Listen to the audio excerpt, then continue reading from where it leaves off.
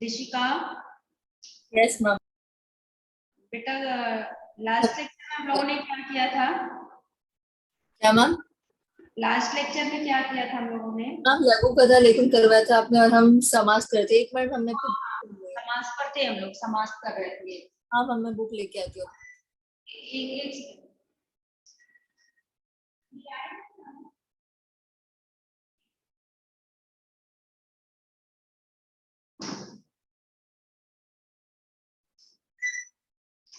हाँ ऋषिका बेटा, हम लोगों ने समास किया था, तो समास के सारा मैंने ओरल कराया था ना, रिटन भी शुरू, मतलब लिख के कुछ नहीं हुआ ना अभी।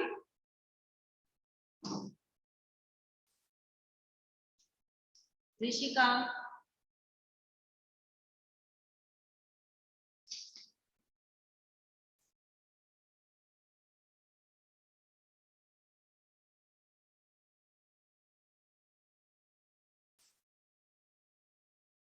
ऋषिका,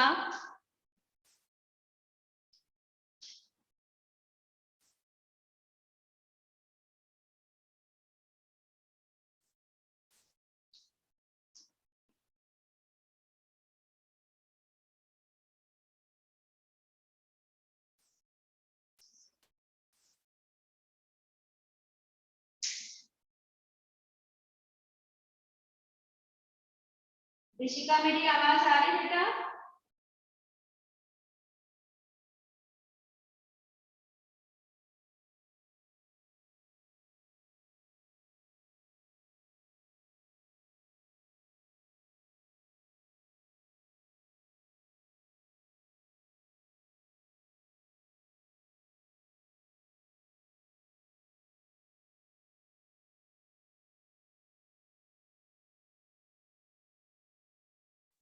ऋषिका, यस मैम, मैं आ गई। आवाज आ रही है ना? हाँ, लास्ट लेक्चर में बेटा हम लोगों ने लिखा नहीं था, सिर्फ वो ऐसा ओरल किया था या लिखा भी था? मैम लास्ट लेक्चर में हमने खाली भेद लिखे थे बस। अच्छा, भेद तक हो गया था। चलो हाँ। आज लिखेंगे उसके डेफिनेशन, जितने भी भेद हैं, जितने प्रकार हैं, उसकी परिभाषा लिखेंगे और फिर उसके एग्जाम्पल्स लिखेंगे, तो आपको और अच्छे से क्लियर हो जाएगा। सबसे पहला नंबर 1, तत्पुरुष समास। तत्पुरुष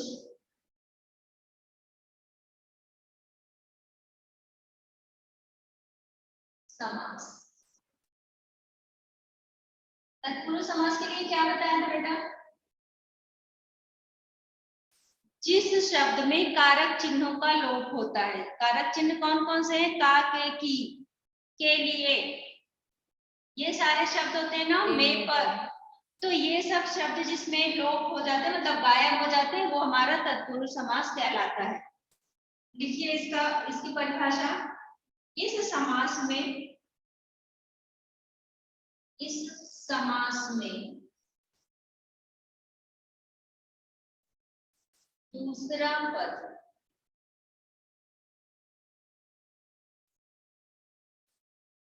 प्रधान होता है।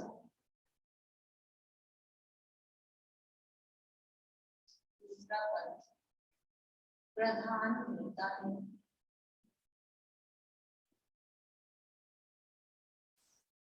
और पहला पद गौण होता है। और पहला पद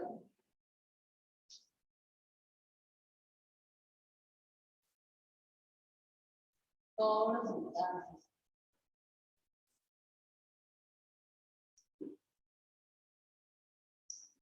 इस समास में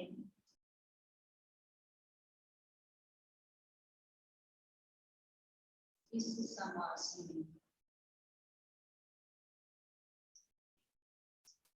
कारकीय परिसर्गों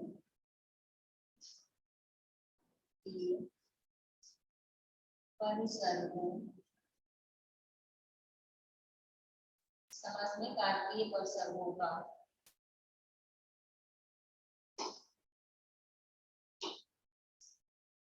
परिसर्गों, इसको ये ब्रैकेट में लिखेंगे, को से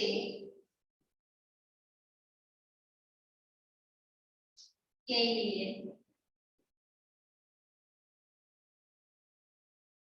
को से के लिए द्वारा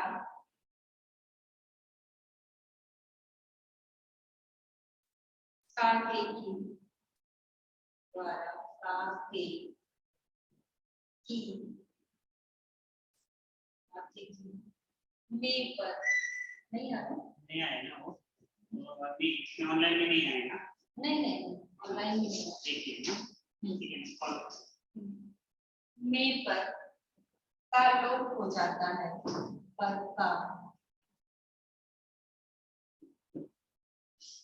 लोप हो जाता है लोप हो जाता है ठीक है। इस समास में दूसरा पद प्रधान होता है और पहला पद गौड़ होता है। इस समास में कारकीय पर सर्वों को से के लिए द्वारा का के की में पर का लोप हो जाता है। ये इसकी परिभाषा है बेटा। अब जैसे एग्जाम्पल्स लिखेंगे जैसे हम हाँ बेटा बोलिए। मैम इसमें हम वो सब भी अलग अलग पढ़ेंगे ना, अपादान, तत्पुरुष, संप्रदान, वो सब कुछ, क्योंकि हमारी मैम ने वो भी पढ़ा है। देखो उसका आपको पता चल गया है बेटा, तो वो जैसे कारक चिन्ह आपने पढ़ लिया है तो अब आपको इसमें सिर्फ पढ़ना यही देखना है कि इसमें कौन कौन से शब्द में कारक चिन्ह आ रहा है। ठीक है। कर्ता ने कर्म को करण से आपकी मैम ने वो पढ़ाया है लिखाया है तो आप उसको याद में रखो और ये सारे शब्द यहाँ पर लिखो, क्योंकि बेटा वो ज्यादातर ना आपका ये 8th में 7th में बच्चों को सिखाया रहता है, तो अभी उसमें उतना जाने का क्या है, आपको पहले से पता है और यहाँ पर हम लोग इसी को कंटिन्यू करते हैं। ठीक है। रिवाइज कर सकते हैं क्या उसको, क्योंकि 7th का तो अभी वो याद नहीं रहता है। आपकी मैम ने इस बार अभी नहीं कराया है। हाँ मतलब मैम ने यही करा है, क्या बोलते हैं, ये कर्ता ने कर्म को कर्म से वाला मैम ने बताया, और उसके बाद में मैम ने ये अलग अलग जो है ना, कर्म, करण, संप्रदान, अपादान, संबंध और अधिकरण, ये सब बताया। हाँ तो बस वही है ना बेटा, इसमें आपका ओके में, मैम। हाँ में कर्ता ने कर्म को, तो वो आपका वही चीज इसमें है, उसको मैं बाद में अभी आप ये लिख लो, उसको लास्ट में मैं लिखा दूंगी। ठीक है, ये आप सीक्वेंस में इसको लिखते जाओ, मैं लास्ट में लिखाऊंगी। ठीक हाँ है। मैम। हाँ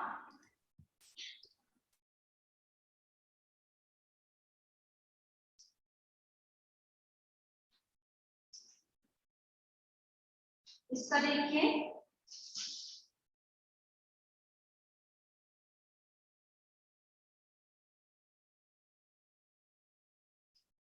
फिर है इसमें आपका एग्जाम्पल में देखिए, जैसा कि उसने हम लोगों ने ओरल में किया था घुड़दौड़,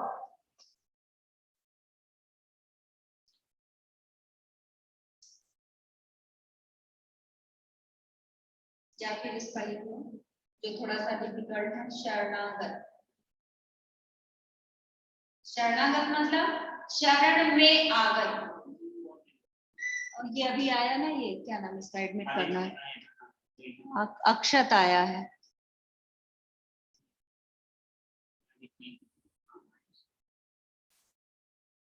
अक्षत आया है। हम लोप हो जाना मतलब लोप होना बेटा गायब हो जाना। हम मतलब जोड़ते हैं तो ये सब गायब हो जाएंगे। हाँ अभी मैं आपको जब ये समास विग्रह होता है ना, तो आपको वो मैं बताती हूँ कैसे। मैम गौण होता है मतलब, गौड़, अच्छा गौड़ की बात बोल रहे हो। इसमें क्या मेन जो ये हेड होता है, एक तरह से बोलेंगे हेड, हेड मतलब प्रधान, और जो बस उसका कोई मतलब नहीं होता वो साथ में लगा रहता है, उसको गौड़ बोलते हैं। ठीक है। यहाँ पर इस समास में दूसरा पद प्रधान होता है, मतलब मेन वही होता है, और पहला पद जो होता है वो गौड़ होता है, सिर्फ लिखा जाता है, उसका कोई अर्थ नहीं होता। जैसे शरणागत, शरण में आगत, शरण में जो आता है उसके लिए बोला गया है शरणागत, तो ये इसमें लास्ट वाला यानी दूसरा पद शरणागत, शरण और प्लस आगत, तो लास्ट वाला जो है ये आपका मेन है, तो इसको प्रधान बोलेंगे। जैसे तो घोड़े की, शरण का भी तो मीनिंग है ना, तो वो क्यों नहीं मेन है? क्या बेटा? मैम शरण का भी तो मीनिंग होता है, तो उसको क्यों नहीं हम प्रधान बोलते हैं मेन? देखो मीनिंग है, लेकिन किस पर इसमें फोकस किया गया है, किसके लिए बताया गया है। जैसे आगत, आगत मतलब आने वाला, शरण में जो आया है उसके बारे में बताया जा रहा है। ओके। आया हुआ, तो जो मेन हेड है, जैसा मैंने क्या बोला, हेड, यहाँ पर प्रधान मतलब जो हेड है, जिसके बारे में, जिसका ज्यादा असर होता है, जिसका ज्यादा प्रभाव होता है, तो उसको प्रधान वाक्य बोला गया होता है वो। और जो बाकी के शब्द हैं वो गौड़ होते हैं। ओके। अक्षर, अक्षर, अक्षत, आपको मेरी आवाज सुनाई दे रही है?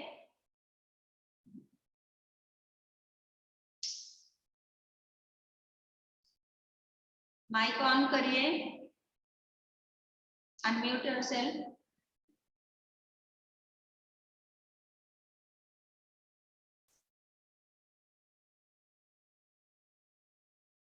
अक्षत, आवाज आ रही है बेटा? तो ये हम लोग समास कर रहे हैं। समास का इसके पहले का हो चुका, लास्ट लेक्चर आपने ज्वाइन नहीं किया था, अटेंड नहीं किया था, मतलब ज्वाइन किया, अटेंड नहीं किया था आपने। तो यहाँ पर समास हम लोग पहले भी शुरू कर चुके हैं, लेकिन आज उसके आगे का हम लोग कर रहे हैं। तो ये लोग ऑनलाइन क्यों आ रहे हैं? उसको शायद पता ही नहीं होगा, शायद आगे के क्यों? टाइम टेबल में तो है ना। ये आया नहीं, तुम लोग बजेगा ना तो उसको ऐड करेगा। हाँ, आया नहीं। ये चैट अलाउड नहीं।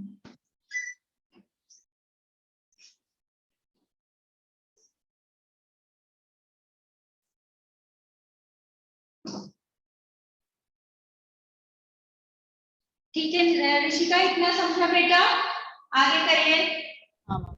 हाँ, ये अक्षत आप यहाँ से लिखो, इसके आगे का फिर क्लास में आओगे तो मैं बाद में बताती हूँ।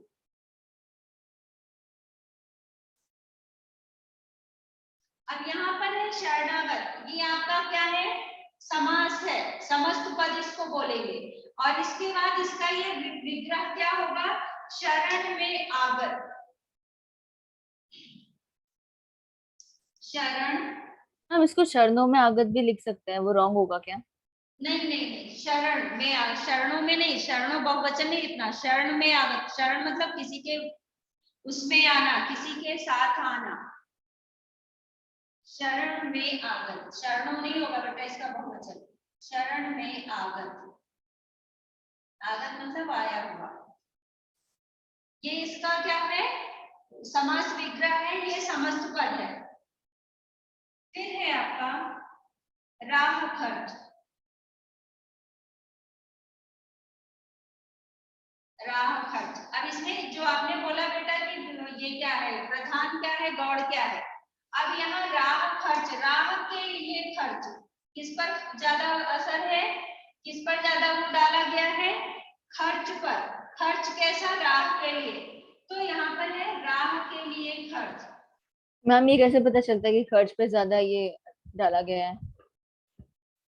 बेटा इस तरह के सिंपल सा है, वो आप सिर्फ इसको ये समझने का है कि मतलब इसकी डेफिनेशन समझ लो। इसके बाद आपका ये कारक चिन्ह से पता करना है, बाकी इसमें ज्यादा कुछ करना नहीं। आपका कारक चिन्ह का लोप है, यानी वो तत्पुरुष समास है। ठीक है। हाँ मैम। हाँ, शरण के लिए क्या था, राह के लिए खर्च। फिर है रथ चालक। रथ चालक, रथ को चलाने वाला। हम रथ के लिए चालक आ सकता है? नहीं नहीं नहीं नहीं, रथ के लिए चालक नहीं होगा बेटा, रथ चालक मतलब रथ को चलाने वाला। देखो चालक मतलब चलाने वाला ना बेटा, चालक क्या होता है, बस चालक, तो चालक हाँ मतलब मैम, तो रथ के लिए चलाने वाला वैसे। रथ को चलाने वाला। रथ जो ठीक है। चलाएगा वो रथ चालक कहलाएगा ना बेटा, रथ के लिए चलाने वाला कैसे बनेगा, रथ को चलाने वाला।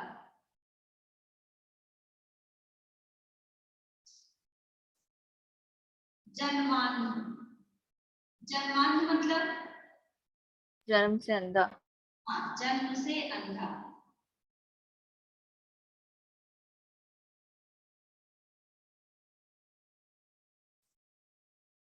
जन्म से अंधा। भारत रत्न।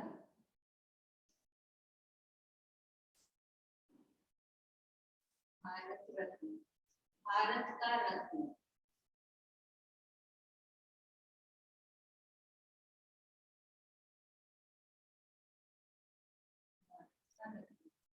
फिर है पुरुषोत्तम। पुरुषोत्तम,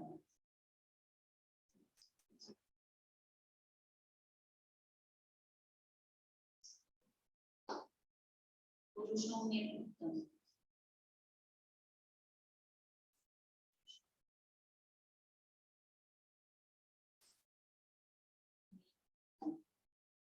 अब ये आपका जो पुरुषोत्तम शब्द है ये आपका उसमें भी आता है, किसमें? कर्मधारय में।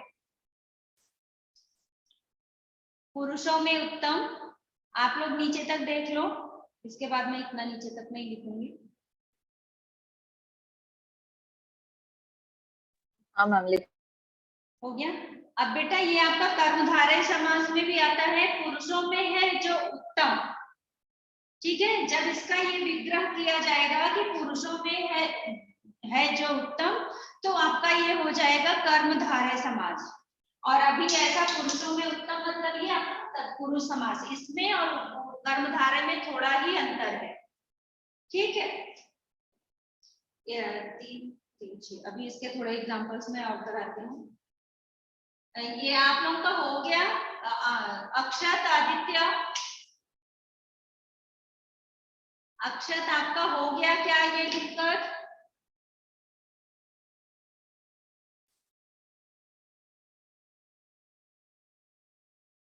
बेटा मुझे इस तरह से पढ़ाने में समझ नहीं आता, आवाज आएगी नहीं तो मुझे समझेगा नहीं। ठीक है,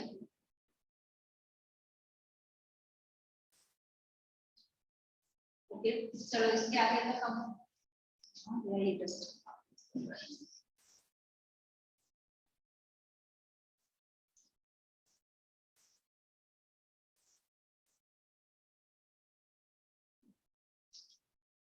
फिर है शोकमग्न। शोकमग्न, इसका क्या होगा विग्रह? शोक में मग्न। यस, शोक में मग्न।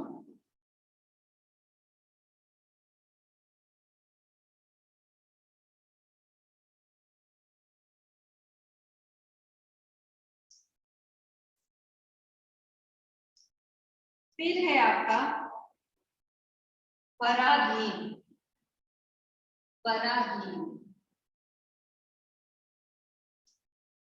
पर के अधीन। पर के अधीन। हम पर मतलब? पर मतलब दूसरा बेटा, अधीन मतलब दूसरे पर डिपेंड होना। ठीक है, पराधीन, परा एक आपने सुना होगा वो, पराधीन सपने सुख नाही। पराधीन मतलब दूसरे पर डिपेंड रहने पर सपने में भी सुख नहीं मिलता। इसका एक एग्जांपल बताऊं, अगर आप स्वस्थ हैं, ठीक हैं, अभी तो आप बच्चे हैं, आपकी बात नहीं, लेकिन अगर कोई बड़ा बुजुर्ग, बूढ़ा बुजुर्ग है इंसान, जब तक वो खुद से अपना हर काम कर सकता है वो सही है। लेकिन अगर वो किसी पर आश्रित हो गया, डिपेंड हो गया, मतलब जैसे वो चल फिर नहीं पा रहा है, तो दूसरों की अगर उसको सहायता चाहिए, तो अगर वो किसी से एक गिलास पानी मांगता है तो अगला फ्री होगा तभी उसको पानी देगा ना, और वो स्वस्थ है तो उठकर खुद ले सकता है। तो दूसरे पर डिपेंड होने पर वो आराम नहीं होता जितना खुद पर रहने पर। ठीक है, तो पराधीन मतलब दूसरों के अधीन नहीं, वो नहीं आया, आदित्य नहीं आया, अक्षत आया। ठीक है, इसके बाद गगनचुंबी का मतलब क्या होता है? इसका समास विग्रह क्या होगा? गगनचुंबी,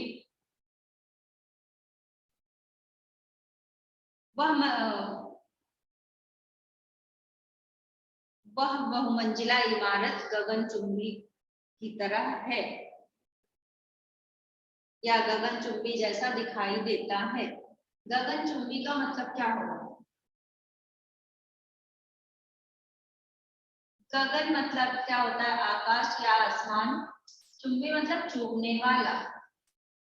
उसकी इतनी ऊंचाई है, लगता है जैसे वो आकाश को छू रहा है, चूम रहा है। तो गगन को चूमने वाला, गगन को चूमने वाला। कितने हो गए आपके? 3 3 6 3 9। बस इतना बहुत है एग्जाम्पल में, बाकी का हम लोग बाद में प्रैक्टिस करते रहेंगे। इसके बाद सेकेंड इसका लिखिए, दूसरे नंबर पर कर्मधारय समास। कर्मधारय समास।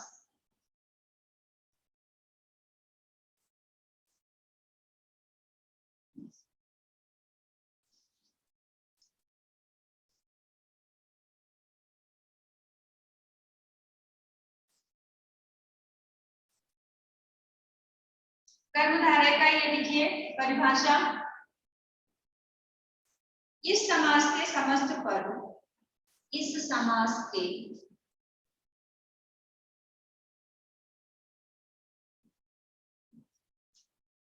समस्त पद, समस्त पद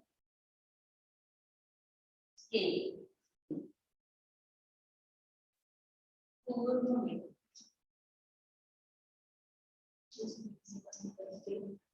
पूर्व पद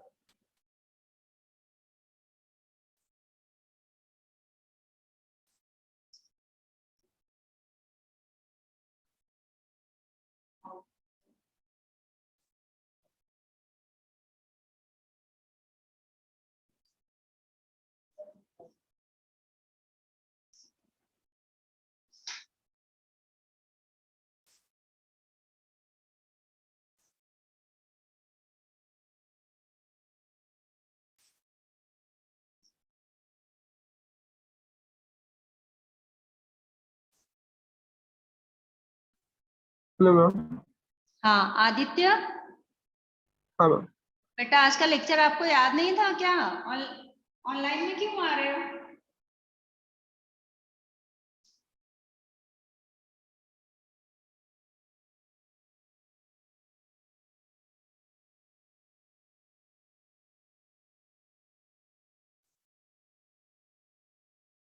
आदित्य यहाँ से कर्मधारय समास से लिखिए, इसके पहले वाला हम लोगों का हो चुका है। हाँ मैम। पद और उत्तर पद में विशेषण विशेष विशेषण विशेष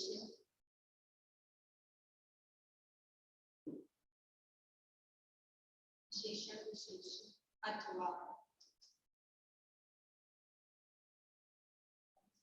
उपमान उपमेय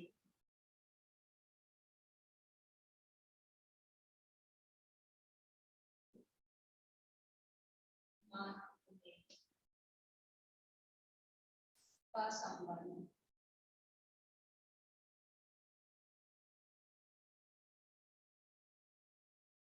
होता है, का संबंध होता है, क्योंकि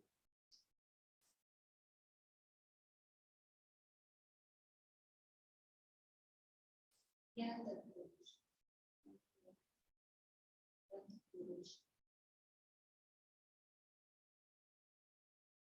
समास का है,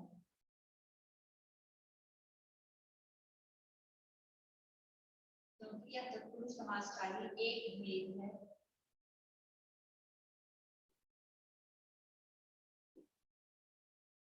एक भेद है, अतः इसमें भी दूसरा पद, अतः इसमें भी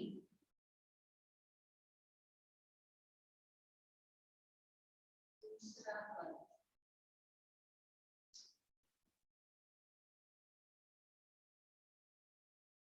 प्रधान होता है।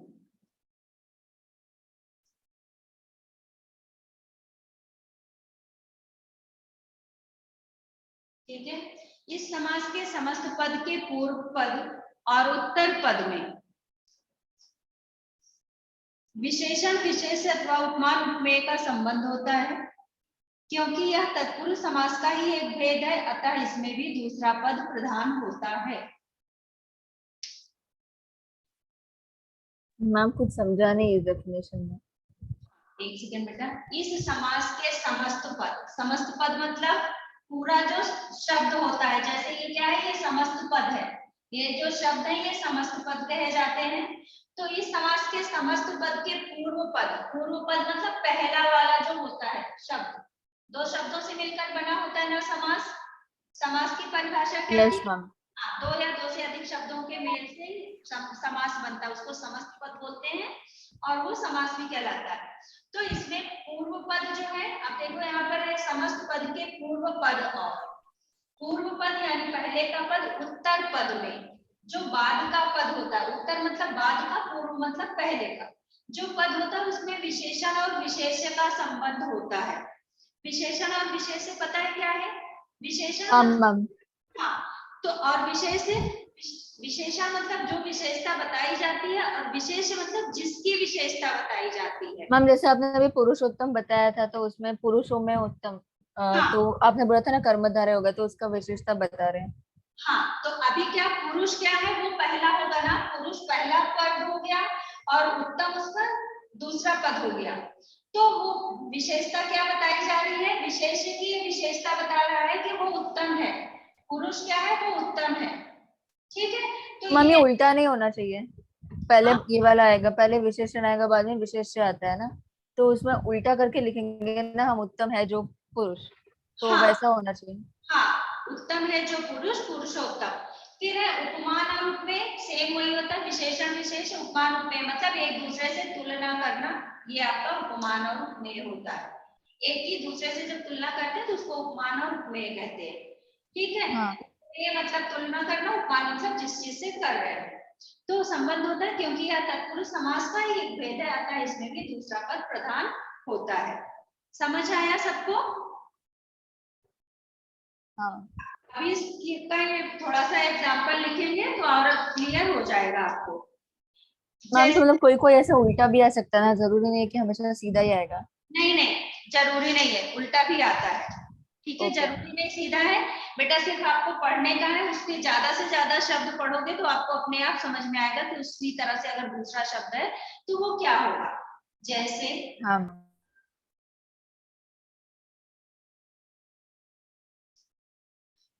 मृग नयन, मृग नयन, इसका विग्रह क्या होगा? मृग जैसे नयन, मृग जैसे नयन। ये इसमें उपमान और उपमेय का दिख रहा है आपको। ठीक है, ये किससे तुलना की जा रही है? मृग जैसे नयन। यहाँ पर उपमान क्या है? ये आपका मृग है और नयन जो है उपमेय है, कि नयन की तुलना मृग से की जाए। लोग बोलते हैं ना इसकी हिरनी जैसी आंखें, मतलब वो क्या ऐसा कुछ तो करके। तो फिर उसके बाद है चंद्रमुख। मैम के समान भी लिख सकते हैं ना, मतलब हमारे टीचर ने मेनली है जो के समान और रूपी बताया था, तो मृग के समान नयन नहीं नहीं, मृग जैसे नयन बेटा, वो जैसे भी होता है। हाँ, उसके जैसे नयन। Okay ma'am. फिर है आपका ये विद्याधन, विद्याधन,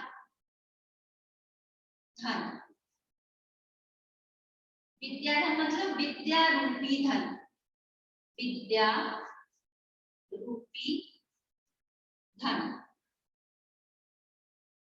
रूपी मतलब उसकी तरह, विद्या जैसा धन, विद्या रूपी धन। फिर है चरण कमल, चरण कमल। चरण कमल का मतलब है चरण रूपी कमल। हम इसमें कमल जैसे चरण आ सकता है, क्या बेटा? कमल जैसे चरण या कमल के समान चरण आ सकता है इसमें। हाँ हाँ, वो लेकिन यहाँ पर देखो कुछ शब्द में क्या रहता है कि वही आपको लिखोगे, जैसा कि मैंने पहले भी आपको बताया कि किस शब्द के साथ कौन सा शब्द लिखना है, वो आपको ध्यान में रखना है। तो चरण रूपी कमल, यानी जो चरण है वो कमल के रूप में है, मतलब है। और यहाँ पर है विद्या रूपी धन, यानी जो विद्या है वो धन के रूप में है, इसीलिए यहाँ पर रूपी लगाया गया है। फिर है मृग जैसे नयन, मृग की तरह नयन, वो उसके तरह है, इसलिए जैसे ये विद्या के रूप में जो धन है उसको विद्या रूपी धन। मैम तो धन के समान विद्या ऐसा बोल सकते हैं। बेटा देखो, ज्यादा सही तो आपका यही होता है, आप रूपी ज्यादा सही लगता है। हाँ ये सही होता है, आप ऐसे ही लिखो। मैम तो चरण के साथ में तो आ सकते हैं ना बाकी के दो भी, के समान। क्या चरण के समान कमल? बेटा कमल के समान चरण। नहीं नहीं नहीं, चरण रूपी कमल, मतलब यहाँ पर ये आपने अगर सुना होगा चरण कमल बंदव हरिकेरे ऐसा करके है, तो भगवान के पैर को किसकी तरह बताया गया? कमल की तरह। तो यहाँ पर वही है कि चरण कमल मतलब चरण रूपी कमल। ठीक है,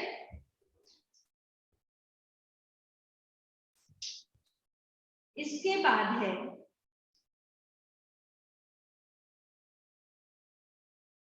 नीलांबर। नीलांबर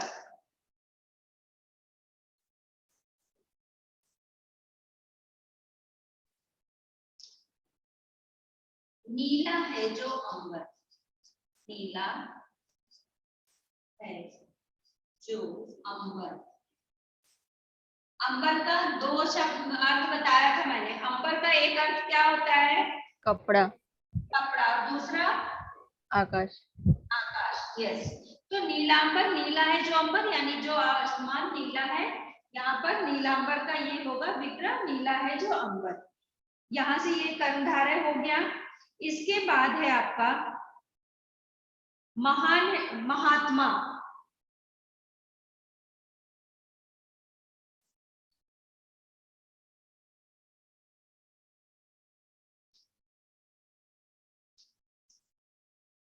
महात्मा, इसका बताइए क्या होगा? विग्रह। महान है जो।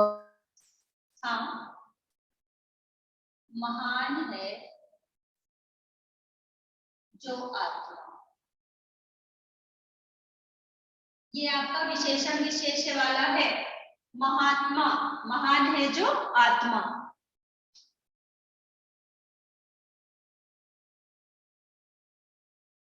क्रोधाग्नि, क्रोधाग्नि, इसका क्या रहेगा? क्रोध रूपी। हम रूपी का एक्चुअली मतलब होता क्या है? रूप में बेटा, रूप मतलब उसके तरह, मतलब जो अग्नि है के रूप, क्रोध जो है वो अग्नि की तरह होता है ना, तो क्रोध रूपी अग्नि, उसी के रूप में, उसी की तरह, उसी के प्रकार। ठीक है, क्रोध रूपी अग्नि। मैम तो अग्नि रूपी क्रोध बोलेंगे ना, क्योंकि अग्नि तो पहले ही है। क्रोध जिसका देख के हम बोलते हैं ना, किसी का क्रोध देख के कि इसका क्रोध तो अग्नि जैसा है, तो अग्नि रूपी क्रोध होना चाहिए ना। बेटा क्रोधाग्नि, आपने ये शब्द सुना है कभी ना? हाँ। क्रोध जो अग्नि की तरह है, समझा? अग्नि की तरह क्रोध नहीं, क्रोध जो अग्नि की तरह है। यहाँ पर इस तरह से बताया गया कि क्रोध रूपी अग्नि, मतलब जो क्रोध है वो अग्नि की तरह है, इतना ज्यादा भयंकर है कि वो अग्नि जैसा है। अग्नि की तरह क्रोध नहीं, क्रोध जो है वो अग्नि की तरह, मतलब इतना तेज उसका गुस्सा है कि वो अग्नि की तरह काम कर रहा है। अभी भी आप बहुत ज्यादा ऐसा सोचो मत, सिर्फ अभी ऐसा समझो, फिर बाद में मैं आपको और क्लियर कर दूंगी। अभी आप बहुत डीप में ऐसा सोच सोच कर जा रहे हो, पहले अभी इसको लिखो, उसके बाद आप पढ़ना, और फिर नहीं समझ आएगा फिर बताना बेटा। ठीक है, अभी एक बार आप लिखो।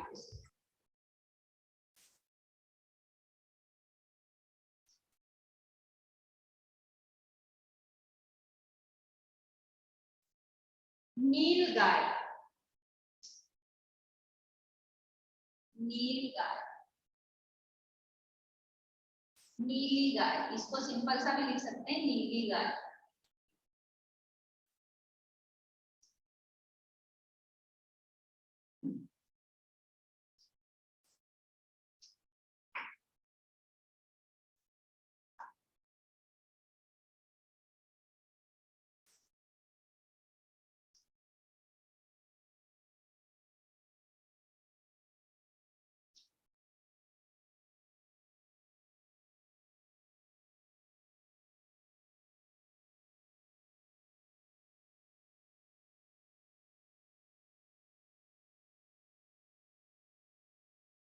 यहाँ पर है गिरिधर। देखो गिरिधर मैंने पहले भी बताया, अभी फिर आपको बताती हूँ बाद में उसका बहुव्रीहि समास में। गिरिधर, गिरि को धारण करने वाला, गिरि को धारण करने वाला, ये आपका कर्मधारय में आएगा। और अगर इसी का विग्रह करके किया गया है कि गिरि को धारण किया है जिसने, अर्थात किसने धारण किया था गिरि को? कृष्ण। हाँ, कृष्ण ने ना, तो आपका बहुव्रीहि समास में आ जाएगा। कभी कभी क्या होता है कि आपका वो विग्रह करके पूछा जाएगा कि ये कौन सा समास है, तो उस विग्रह से आपको पहचानना रहेगा कि वो कौन सा समास है। ठीक है, और कभी तो ऐसा दिया जाता है और फिर पूछा जाता है कि इसका विग्रह कीजिए, इसको इस समास में विग्रह कीजिए, या विग्रह करके इस समास का नाम लिखो, मतलब ऐसा करके वो पूछा जाएगा प्रश्न। तो गिरिधर मतलब गिरि को धारण करने वाला।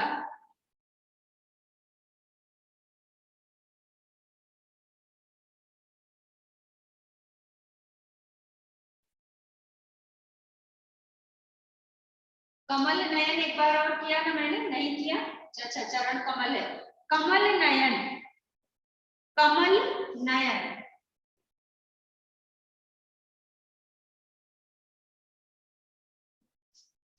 कमल, हाँ बेटा बोलो। कमल जैसे नयन, यहाँ पर आपका ये होगा कमल नयन, इसका उपमेय उपमान है कमल जैसे नयन।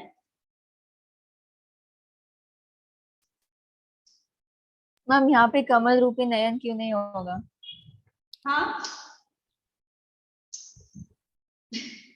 ये कमल जैसे नयन है तो कमल, ये यहाँ पर आपका आ रहा है ये वो वाला आपका उपमान और उपमेय वाला। ठीक है, यहाँ पर आपका आ रहा है विशेषण और विशेष्य वाला। हाँ, मुझे रूपी का समझ में नहीं आता यूज कहाँ करना है। इसको आप ऐसा भी करो, विद्या रूपी, सिर्फ ये आप ध्यान से इसको पढ़ो और समझो, इसमें इतना ज्यादा नहीं बेटा। ये विद्या धन, विद्या रूपी धन, चरण कमल, चरण रूपी कमल। अब यहाँ पर कमल नयन आएगा तो कमल जैसे नयन आएगा। ये यहाँ पर क्या पढ़कर सिर्फ आपको समझने का है, इतना ज्यादा उसको करेंगे ना बेटा तो वो आप और ज्यादा कंफ्यूज होते जाओगे। रूपी मतलब रूप में, उसके तरह, प्रकार। यहाँ पर चरण जैसे कमल, रूप कर सकते हो, चरण जैसे कमल भी कर सकते हो, रूप में जैसे करके, तो उसके रूप में है तो वो जैसे भी हो सकता है, लेकिन इसका ज्यादा सही शब्द यही पड़ता है, ये यही लिखा जाता है।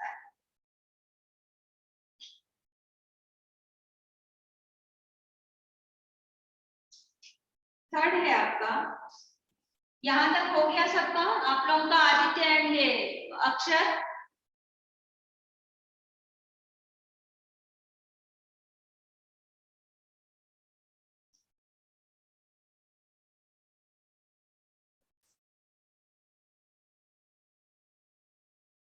अक्षर आदित्य हुआ,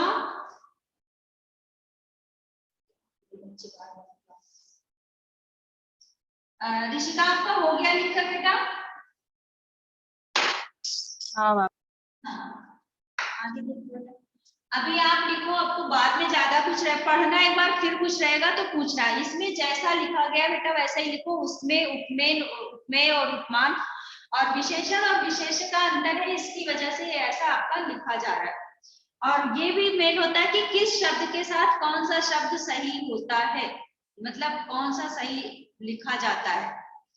जैसा आपको ये बताया जाता है ना कि इसमें, हाँ विलोम में, विलोम शब्द में मान लो लिखा जाएगा कि विलोम की मीनिंग सेम होती है, मतलब वो शब्द की मीनिंग सेम है, लेकिन किस शब्द के साथ कौन सा शब्द लिखना है वो आपका मेन होता है। जैसे आपका अंधकार, अंधकार और अंधियारा मीनिंग सेम है ना, तो अंधकार के साथ प्रकाश लिखा जाता है, अंधियारा के साथ उजाला लिखा जाता है। ठीक है, उसी तरह से यहाँ पर किसके साथ कौन सा शब्द लिखना है वो लिखा गया है, वो आप समझो, फिर बाद में और आपको मैं अच्छे से और समझाऊंगी।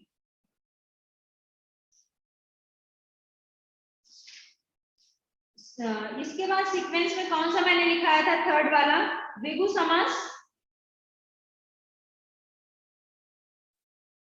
ऋषिका थर्ड कौन यस सा? मैम, थर्ड आपने द्विगु लिखवाया है। हाँ, द्विगु समास, द्विगु समास।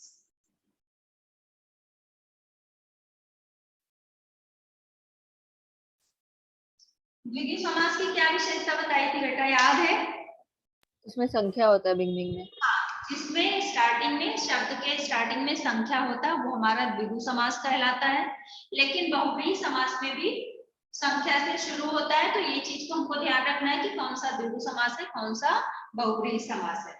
इसका पहले इसकी परिभाषा लिख लीजिए, उसके बाद इसके शब्द लिखेंगे। जिसके पूर्व पद में, जिसके पूर्व पद में, जिसके पूर्व पद में संख्यावाचक शब्द होता है, संख्यावाचक शब्द होता है, संख्यावाचक शब्द होता है, उसे द्विगु समास कहते हैं। उसे द्विगु समास कहते हैं।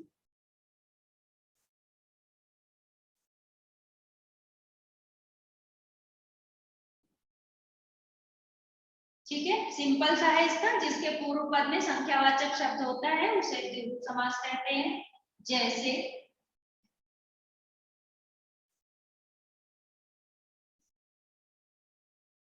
पंचवटी,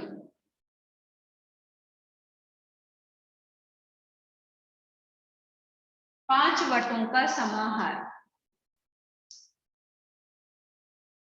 पांच वटों का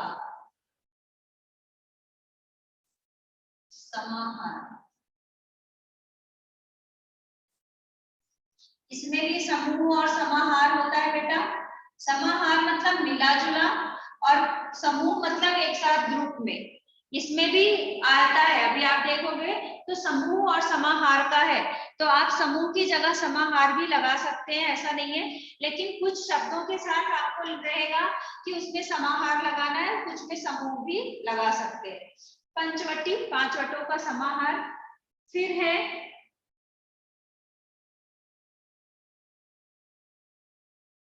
त्रिफला, त्रिफला, तीन फलों का समाहार, तीन फलों का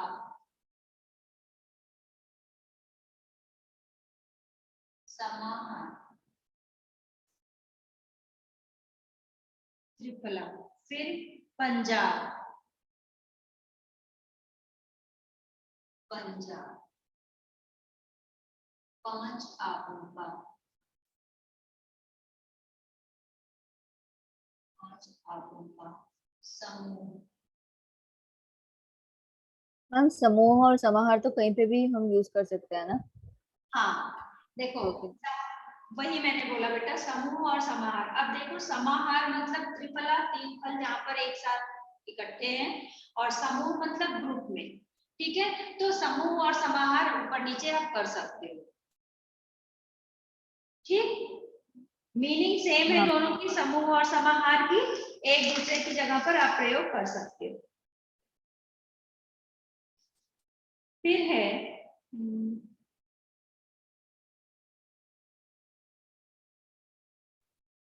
सत सही, सत सही। सत मतलब सात, सही मतलब 100। सात, 700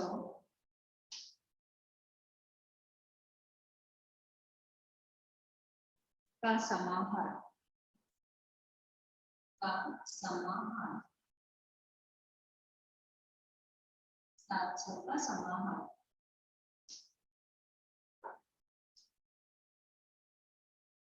अष्टाध्यायी, अष्टाध्यायी ऊपर ही लिखते हैं। ऊपर वाला हो गया सबका। आदित्य, अक्षर, हाँ मैम। यस मैम, हो गया। ठीक है। अभी तो अक्षर की भी आवाज आ गई ना। वो पुराने डिवाइस में आवाज नहीं आ रहा था ठीक से। अच्छा ठीक है, लिख रहे हो, समझ में आ रहा है? नहीं समझ में आ रहा है तो आप लोग भी पूछो भाई। वो मेरा लास्ट का दो दो समास छूट गए क्योंकि वो पुराने डिवाइस से कर रहा था तो। अच्छा, तो वो बाद में आप इनसे लेकर लिख लेना बेटा, हाँ आदित्य से। सत्य सही। इसके बाद फिर क्या करेंगे, अष्टाध्यायी। और ये बताइए आप लोग क्लास में क्यों नहीं आए? मैम कुछ तो स्कूल में मतलब बीमार हुआ है। क्या हो गया? वो hand foot and mouth disease कुछ जैसा।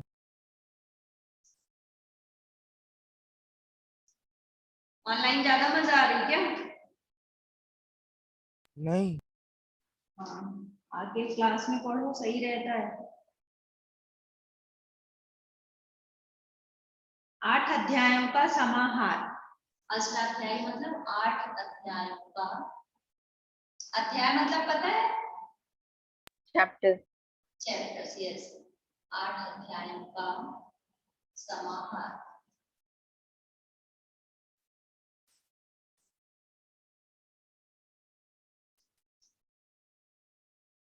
सप्ताह तो पता होगा सबको, सप्ताह यस।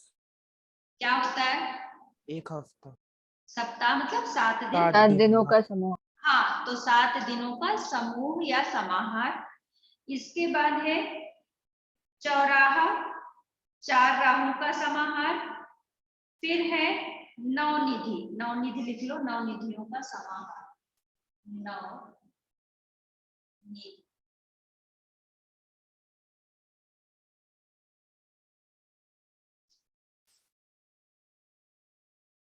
तो यहाँ पर है आपका नवनिधियों का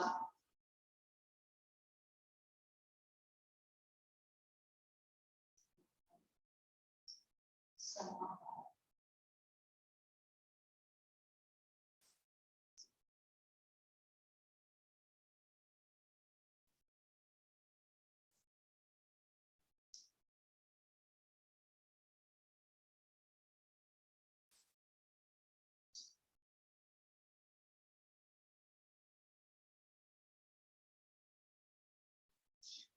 अच्छा, ये आप बताओ, ये अगर नव, यहाँ पर है नव वधु,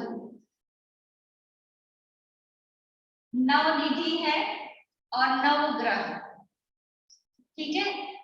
ये दोनों दिख रहे हैं ना आप लोगों को? हाँ मैम। नव वधु और नवग्रह दिख रहे हैं।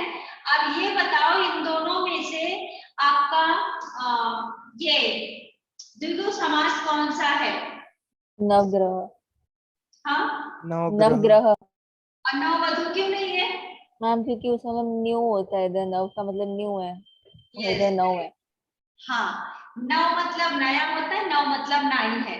ये बेटा ऐसा क्वेश्चन आ चुका है। मैम आपकी आवाज नहीं आ रही है।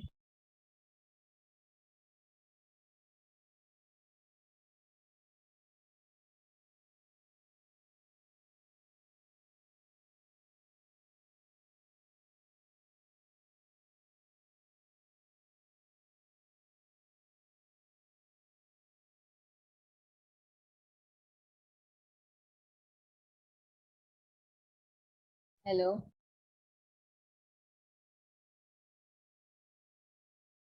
मैम क्या यहाँ से इंटरनेट गया?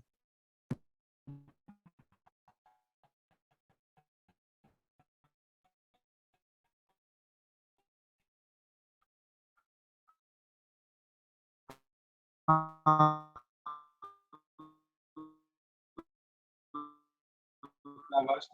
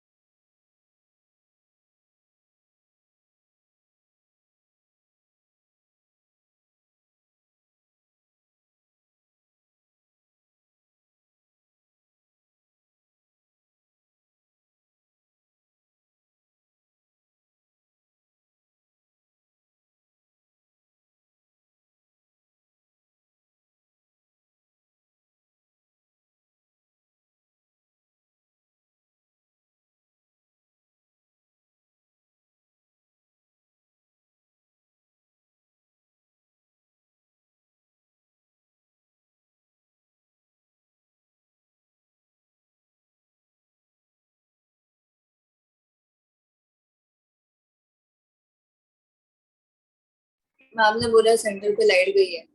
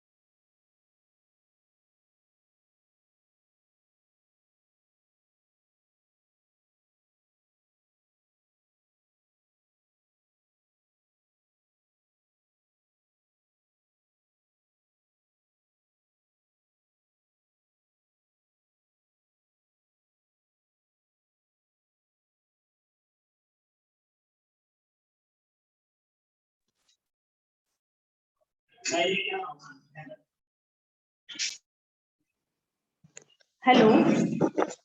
Hello ma'am. हाँ बेटा, आप लोग वेट करो, यहाँ पर लाइट गई है, मैंने ये मोबाइल से ज्वाइन किया है। तो अभी हम लोग वो लिखने का काम तो नहीं कर पाएंगे, थोड़ा सा ये रीडिंग का कर सकते हैं, हाँ, क्योंकि वो बोर्ड के पास लाइट नहीं है रूम में। तो मैं ये आप लोगों को एक नया चैप्टर शुरू करा दूं क्या, क्योंकि आपका टाइम ऐसा वेस्ट नहीं होना चाहिए। तो संचयन है आप लोगों के पास? मैम ढूंढ के लाती हूँ। हाँ ले आओ, 2 हाँ मिनट में ले मैम आओ। मिल गई है, इधर बाजू में ही। हाँ ठीक है।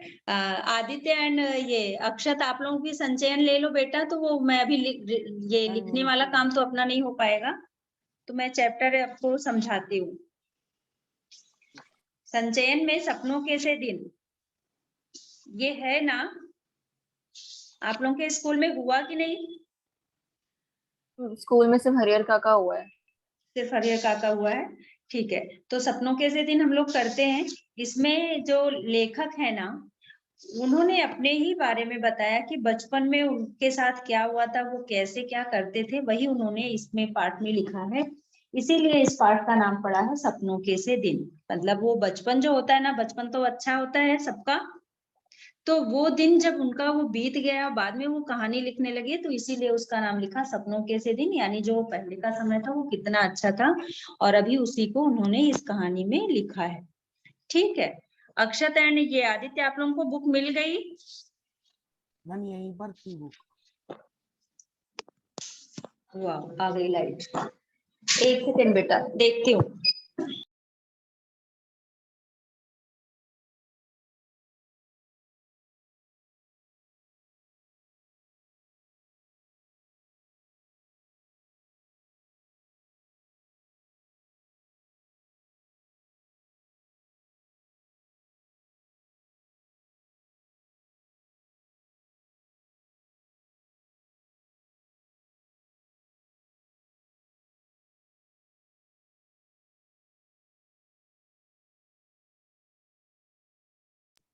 बेटा लाइट आ गई, हम लोग उसी में करेंगे अभी, समास ही कंटिन्यू करेंगे।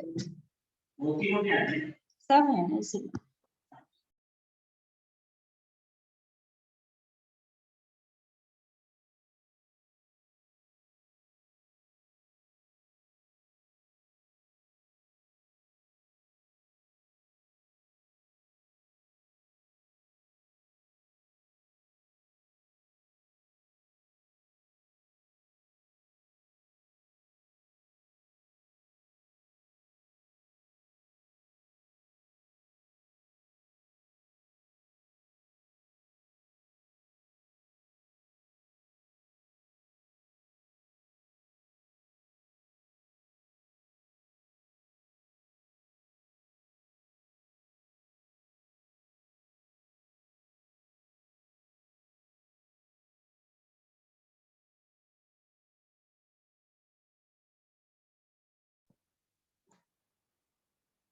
बेटा 2 मिनट वेट करो आप लोग, ये क्लास में हम लोग शुरू करते हैं।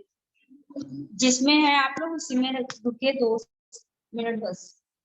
तो उसी को कंटिन्यू करते हैं, नया चैप्टर शुरू करके आधे अधूरे में छोड़ने का क्या फायदा रहेगा। लाइट नहीं आती तो हम लोग वही कर